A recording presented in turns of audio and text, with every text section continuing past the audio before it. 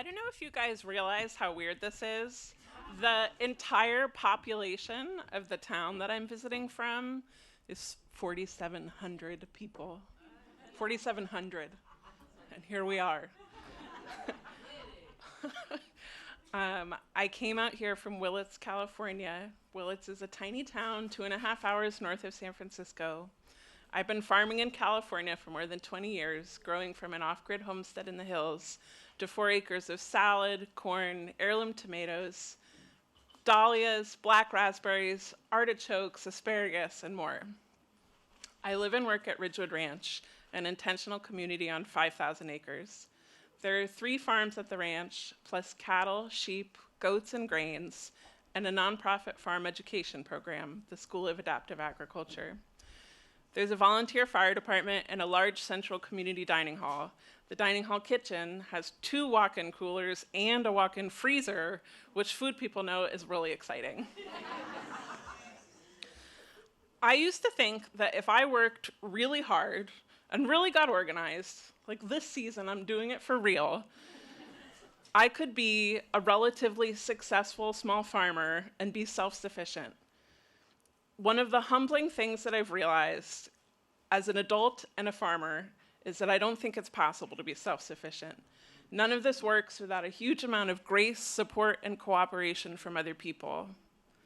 The great humbling was a painful and humiliating career phase to go through. But on the other side, I've seen how my farm can connect people and be a foundational cornerstone of community, bringing people together through joy, beauty, and celebration, when the farm is organized and just looks perfect, also when the farm is a disaster, and when the weeds are completely winning the battle, and also when the world around us is scary, when it shifts overnight and falls apart. My parents weren't farmers, but they had a big garden when I was growing up. My mom used to take me and my siblings berry picking, and then would make pies and jam the next day. My dad grew lettuce and tomatoes in his garden on the side of the house. One day, when I was probably 7 years old, he made tomato sandwiches and he did something new. He made a batch of mayonnaise in the blender and added fresh dill from the garden. That recipe still vividly reminds me of a childhood summer day. I still remember being so surprised at the magic of emulsion. Thinking about it reminds me of the smell of fresh-cut grass and humid East Coast air.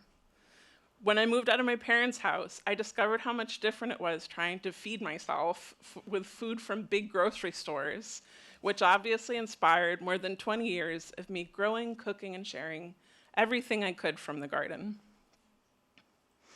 About 10 years ago, my farm partner Jason and I decided we kind of wanted to have a Christmas party. That itch dramatically escalated.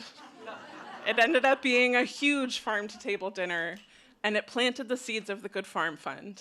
Since then, we've had so many community dinners, and we've raised hundreds of thousands of dollars together. The grants that we give go to capacity building, small farm infrastructure, and food access programs, and we've also made so many new friends. Those friends are the people who carry us when things get hard. In 2017, I woke up to a frantic text in the middle of the night. Outside my front door, there were gale force winds, and it was raining ash, and wildfire was burning through the hills all around us. After a terrifying night, the roads were closed, the power went out, cell phones went down, the internet was out, landlines went down.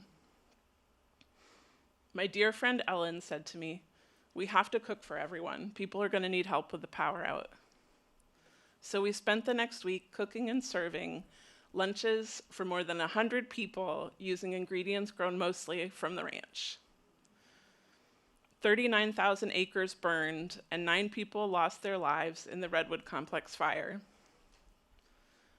I have pictures from that week. In the face of disaster and tragedy, there was so much laughter in the kitchen. Cooking together was fun, and it was easy, and I would do it again tomorrow. I was talking to an experienced farmer friend of mine who I really look up to, and I was asking her, would she be willing to come to the farm school and teach a class about her farm and talk about what she's been doing? She laughed and said to me, "Oh my gosh, this is all just smoke and mirrors." I feel that way too, being here. Farming and running a small business still feels completely magical, audacious, and revolutionary. I can just do this. It doesn't seem like anyone's going to stop me.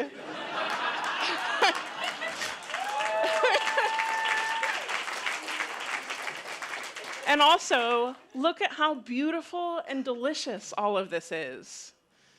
It's been such an honor to have the opportunity to be able to transform and start again over and over. I hope you grow a garden. I hope you share a meal with your neighbor. I hope you find joy and laughter, even in the face of great challenges. Come visit me and we'll eat a basket of blackberries together.